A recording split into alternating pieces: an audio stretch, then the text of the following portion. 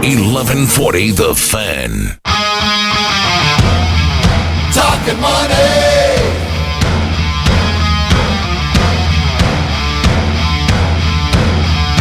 Yeah, I get it, you're an outcast. Always under attack, always coming in last. Bringing up the past, no one owes you anything. I think you need a shotgun blast, a kick in the ass. So paranoid, watch your back.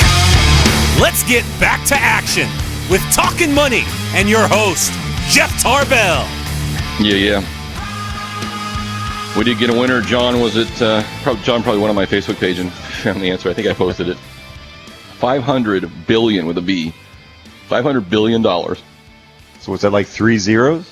That's like... Listen, for those of you out there, I did give you the tip that it started with a 5 and ended with a 0. And we got what? 2.5 million. Yeah. We got, 450 million. These are doers. They're not listeners. It's early Saturday morning. I get so it. So $500 billion was the total estimated gambling spent on the NFL, legal and illegal, in 1 year. So that's what I would consider that as a total economic dollar movement. So there's $500 billion right there just in gambling. We haven't even got to the actual game yet. So there's a lot of money spent on the NFL. I did see that the NFL just signed a new TV deal with Fox, CBS, and NBC for another $28 billion. So their paychecks will keep it coming. Keep it coming. Hey, Chris, let's go ahead and pull up Steve. Steve's on hold and had a couple questions or wanted to comment on the issues going on in Folsom there with Waste Connections. Steve, how you doing? Jeff, what's going on? Happy holidays to you. Thank you very much. What do you got going, Steve? I was listening to you talk about that Waste Connections leaving town, and it really didn't register how big that was. And it was funny because at that moment, I'm driving by the Waste Connections building in Folsom, and I looked over. It's a huge building. I mean, this thing's like 3 or 4 stories tall, and there must be hundreds of people that work in that building or used to work in that building. And then hanging out in front right now, there's a huge sign that says for rent or for lease. So, I mean, that really kind of hits home when you start thinking about hundreds of people all of a sudden out of work, and mainly it's because of the politicians that we elected. So we need to hold them accountable. When the election season rolls around, we got to figure out who's in charge of this and who's causing this stuff to happen like that.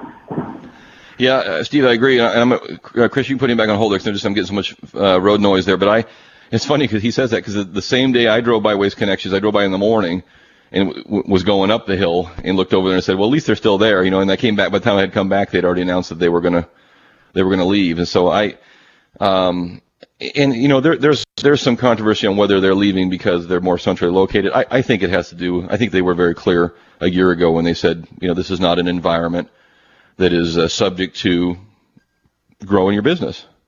So, I think it's sad.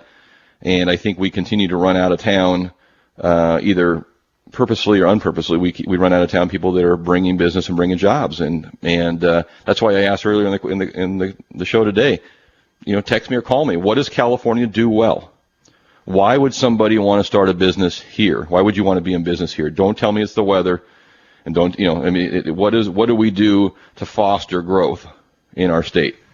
If you know the answer to that, I'd love to hear it. I can't come up with one. Honestly, I can't come up with a good one. 339-1140, 1-800-920-1140. I had asked earlier in the show for you to text in, do you think, or would you be in favor of the state of California putting on it looks like they're probably going to do it, put on a proposal to increase taxes on those earning more than $250,000. I did get one text from the 916, says I make over $100,000 a year. So this wouldn't affect you, but that's okay. I'll continue on. I pay quite a bit in taxes, but I'd be in favor of paying more for the greater good. I'll still be able to live well, pay my bills, and eat.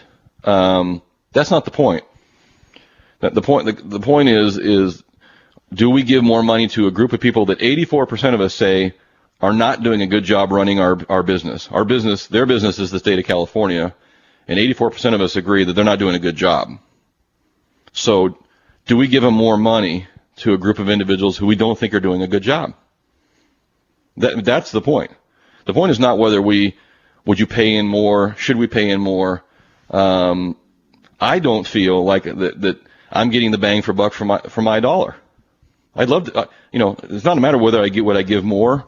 The fact of the matter is I think they're going to squirrel it away and do something with it that is not in line with what I think should be done with it. And it's my money. It's not their money. It's your money and it's mine. So if they're not going to do the job with it, then either let's get rid of them or let's not give them any money at all. And what happens is most people say, you know what, screw it. I'm done. I'm just going to leave. I can't change the system, so I'm just going to pick up and leave. And that is what we're seeing when people like Waste Connections pick up and leave town. So I don't know what your thoughts are. You can jump in there if you'd like. 339-1140 or 1-800-920-1140. The text line is working very, very well. Let's see here. Hey, Jeff, we could lower the tax rate if everybody paid their fair share. So many people pay nothing. It's not cost effective for the franchise tax board to pursue all of them, especially corporations who just shut down and walk away from their tax bills. And it said Plus Waste Connections CEO was very involved in the community. You're seeing a lot of, we're in a election year, right, Nick? And I call it the crazy season. The next 12 months are going to be the crazy season. And we're seeing all kinds of interesting things coming out. I pulled up one that I thought was interesting. A couple things hit me this week. There was two items that kind of stuck out in my mind. One of them was the end of it was in the news last night. They were giving away free pot. And there was a big line to stand up and buy free or discounted pot downtown in Orangeville somewhere. They were giving away because they're closing down the dispensaries. And it doesn't really matter what your thoughts are on whether you think that's a good idea or a bad idea. I'm not a pot smoker. I don't go there. And I'm almost indifferent on it, really. But the federal government says it's not legal. So we either got to come up with a rule and make it legal so people can do it or not. We're kind of half pregnant there. But it did get me to thinking one thing. I don't know what your thoughts are, Nick, but I was watching the same time an hour before I'm watching the news about closing down the dispensaries. I'm watching this show right here on this little TV right here on Nat Geo, National Geographic show, is showing these guys from Mexico that are carrying over huge bales of marijuana on their back illegally. And we're spending millions and millions of dollars tracking down these guys that are bringing marijuana over here. Now, how come those guys aren't carrying tequila and vodka across the border? Because you can buy tequila and vodka legally. Companies do it. And one of the things that hit me a little bit last night was, what we maybe will never know is that by having the pot dispensaries selling legally, collecting taxes, they're selling at a price that people will pay. It's a price plus a little markup for their profit. They're doing it, but they've taken the incentive out. They've taken the crime out of it. They've taken the underground out of it. And would you, in fact, end up with, if this was expanded, would you end up with less crime, less need to protect the borders from that sort of an activity? I mean, would there have been another effect that down the road, by having a product that you could walk in and buy legally and you weren't doing it underground, and would you have taken the crime element out of that drug? Well, I think there's two different ways of looking at it. If you set the speed limit on the freeway at 55, you're going to get people driving 60, right? Some people will drive 55, some will drive 60. You move it to 70, people will now drive 75, right? At some point, you have to have that line that says, hey, this is acceptable, this is not, and then consequences. So if you look at the dispensaries that are out there, and you say, well, why is pot still coming over the border from Mexico?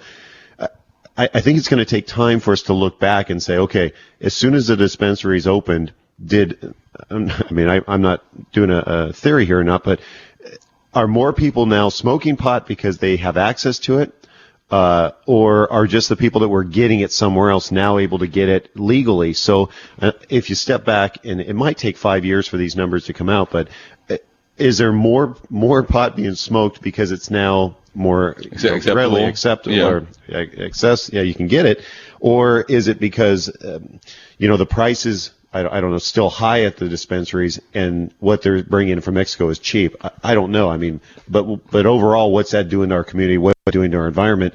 And what are the numbers going to show in 5 years from now? Yeah, I think it's an interesting analogy. I think if you're going to use your analogy, my understanding was the medical marijuana card, and you can dispute whether if that's a scam or not by itself, but that was kind of the speed limit, right? You couldn't just walk in off the street and say, man, I'm out of beer today, so I'll just give me some marijuana instead. I'm going to go that route tonight. So you had to have the medical marijuana card. That was your speed limit. We just took the speed limit from 65 to 0. We just said you got to get back on your bike now, and there is no driving anymore. So we cut it back to 0. So, and I'm not advocating either side. I just think it's an interesting argument to see. had you kept that up or had you expanded that, what would the other side of the equation have been as far as the crime goes? Would it have reduced other issues on other sides of the border and other issues? That's one of the things that came to mind. Right. And it may, like I said, Jeff, it might take a year to 3 to 5 years to really find out what are these unintended consequences. Are they good? Are they bad? But you're right. You watch these border war shows and you see people carrying these bundles of pot, and it's, why is that still being done? Yeah. There has to be an answer to that. I just want them to legalize all the dispensaries so I can open up the junk food store right next door, and I will be a gazillionaire. I'll be like the NFL. Yeah. So anyway, sell popcorn and yeah. Free brownies. There you go. Hey, let's get another quiz question in here. If you want to jump in, 339-1140, 1-800-920-1140, or you can text me at 441140. So we talked about the NFL. If you wanted to become a major sports franchise owner, it probably helps to go to college or have some extremely rich parents or own a whole fleet of pot dispensaries. One of the two. You need some money.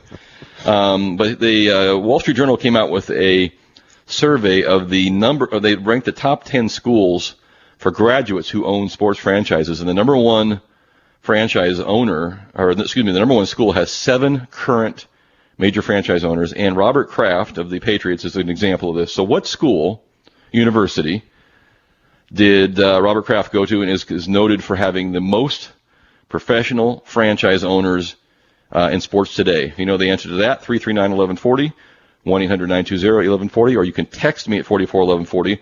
By the way, the winners today, you can have your choice of a ski pass from Sierra at Tahoe. I believe it will snow someday. I believe that. Do my snow dance. Or we still have some cupcakes from Cupcake Craving. And we also have Jim Boy's Tacos. So your choice. And if you need a tip, do you remember the movie Trading Places with Dan Aykroyd? Yeah. He went to this school. He did? He did. Lewis. Oh, there you go. Lewis.